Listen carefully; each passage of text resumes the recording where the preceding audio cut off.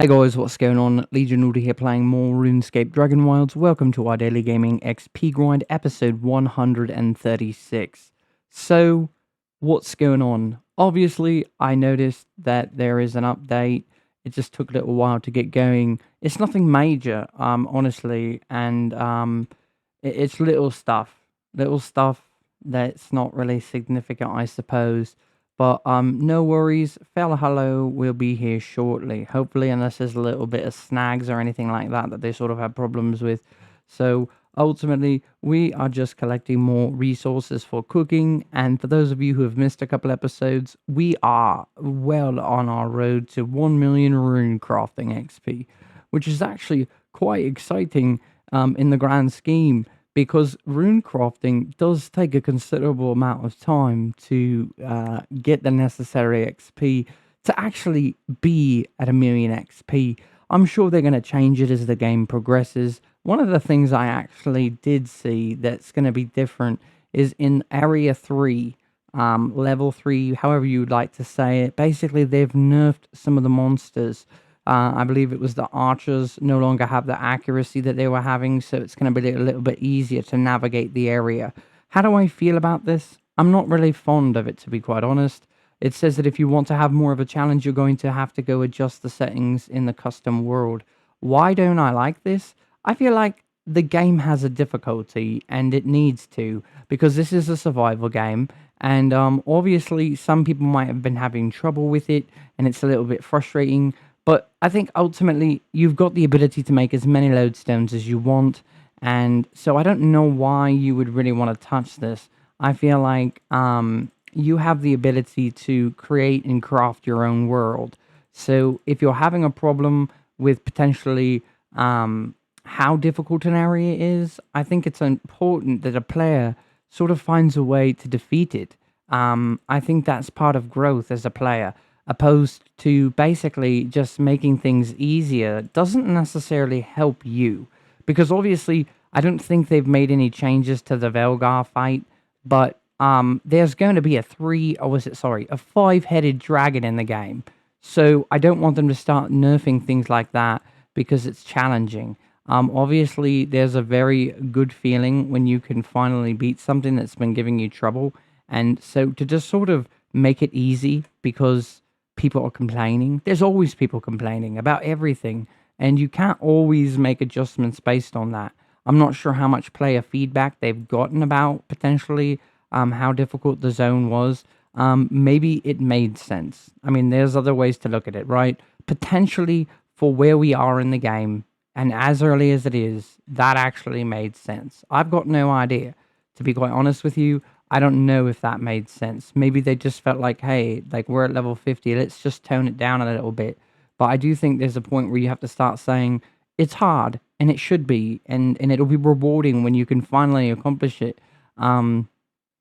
Overall, it doesn't really change anything for me, right? I've been able to accomplish everything I need to in a game so far, and at some point there may be a struggle, but I think struggles, I mean, I don't know, like over the course of my life, I played quite a few games, PlayStation, all sorts of things, right? And something that is sort of regular is I like to play racing games a lot, Need for Speed, and with that, it was like playing against the computers on a hard difficulty, even sometimes not hard difficulty. You would have a lot of time placing first or finishing in a certain amount of time, and it would be sort of a achievement to complete this thing in a certain amount of time. And so you would get this trophy, and there's obviously a really cool feeling about that, right? That you've accomplished it and you've done it. But I think the easier you make things, it's less rewarding. And I don't really like the there's games out there, right, where you can buy your way, and that's also not really. I guess it's tough, right? You say like, well, it's teaching people, because obviously these are video games, but you can learn a lot from a video game. Actually, from RuneScape itself, I learned how to be a faster typer back in the day before the auction house. So there are things you can learn from video games. They can help with memory, where things are, how things work, things like that. Um, it is quite crazy, actually, how much I learned while playing RuneScape. You actually learn a lot about like smithing and things like that, and different ores, and so it's just interesting. but and also like mechanics, which I think does help the brain a little bit. Just having to remember when things are going to happen and look out for things and things like that. But basically, what I was trying to get at, because my brain's already losing my thought, but basically, I think that paying to win, it's just not really a good teaching method, really, right? I know we're not here to be taught or anything like that, but I think there's a lot to goes into it, because looking back, reflecting, it's like I'm not good enough. How can I get better, right? Versus, oh, I'll just spend $5 and now I'm better. That's not. I don't necessarily know the right message, right? Because ultimately you would want it to be more like, how can I get better and how can I achieve the things that I have not been able to? Which I think is where growth happens in the game, and maybe even a little bit on a more personal player level. Because just, I think there's a lot behind that. It depends on who you ask, who you talk to, but I think seasoned video game players would definitely agree. Obviously, some people play for a more casual approach, so I understand at times it can be a little bit difficult. And I'm not trying to sort of, um, I guess, I'm not trying to preach here. I'm more so just trying to say, in my personal experience, that I think it helps if you push yourself and actually have to struggle through it. But yes, back to what I was saying, there's going to be crazy monsters coming to the game, and I hope that they don't just start nerfing everything when people have a problem.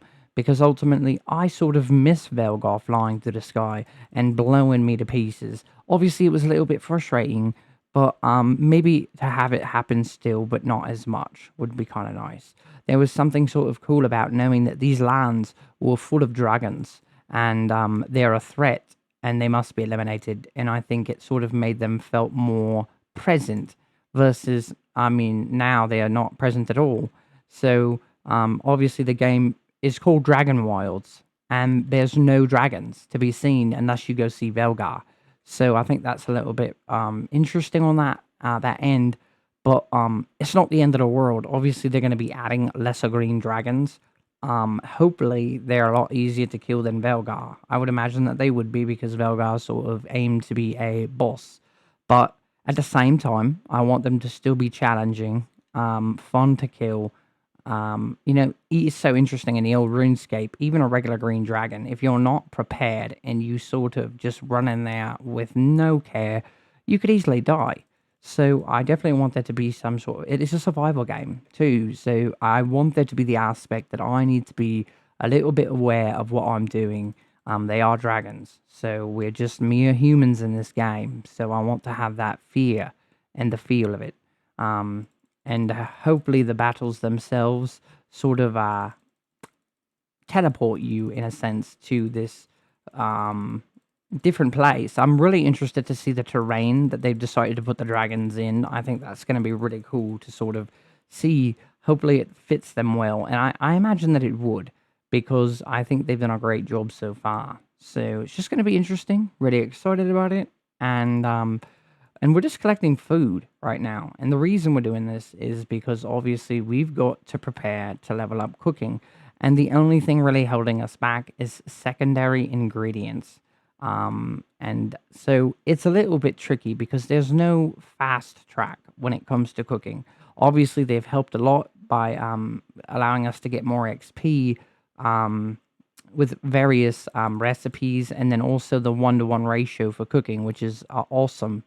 So that's one thing where I look at and say, I'm grateful they changed it, because it was like the one skill in the game where it just seemed like it was too much, like just way too much to obtain something so simple, cooking. I almost wish I had saved all of my cooking resources, because I think it would have benefited me a lot more now at this point, but it's okay. I obviously still had to work on those things to get where I'm at now. And obviously being where I'm at now feels pretty good, even though I had to work a considerable amount of time into getting where I'm at. But we're probably going to kill a couple more things and then head back to our base and then do an XP update. We are working on attack, which is probably not the smartest thing. But in regards to where I have XP in that compared to like range and magic, Obviously, those things are just going to take a considerable amount of time. But I just thought it might be kind of fun to work on attack today, even though these guys aren't even really going to give me a lot of XP from killing them. But trying to keep a variety going, not just for basically people watching, but for myself, because killing sheep and ram endlessly can get a little bit boring. But it's actually quite interesting. I would like to try to bring a variety of topics related to RuneScape Dragonwilds to my episodes. I think it makes one playing the game for me a little bit more enjoyable, as well as I'm sure people who are watching. It creates a structured type of conversation piece where I think that it's beneficial. So let's go ahead and put our food in here, and we're actually stockpiling quite a bit. I also noted in the update that they said something about detailed description burnt food, and it's quite interesting because I really haven't seen any burnt food. So I'm not really sure what they are trying to allow me to know there with that. But let's take this stuff out because it's actually raw food. But I haven't seen any burnt food, and I need to see it because ultimately that's going to be required for farming. So it's actually going to be quite beneficial. So let's go ahead and do an XP update. So 329,105 attack XP, doing quite well.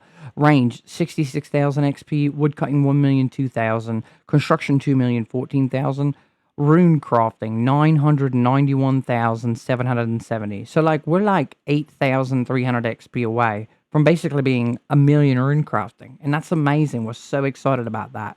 Magic 124,000 XP, mining 4,245,000 XP, artisan 4,128,000 XP, and cooking 487,948 XP. So, with all that said, we're having a good time. We're going to keep going. Valhalla is going to be here in December. Not sure of an actual date. I don't really think they've given too much specific on that. But we hope you guys are enjoying your adventures in RuneScape Dragonwilds. We hope that you guys are enjoying our content, and we're going to go lay down even though it's not time to go to sleep. So I guess we'll pop back up. It's not really we saw our strength was kind of low. Anyway, so we appreciate you guys watching, and until next time, Legion Order out.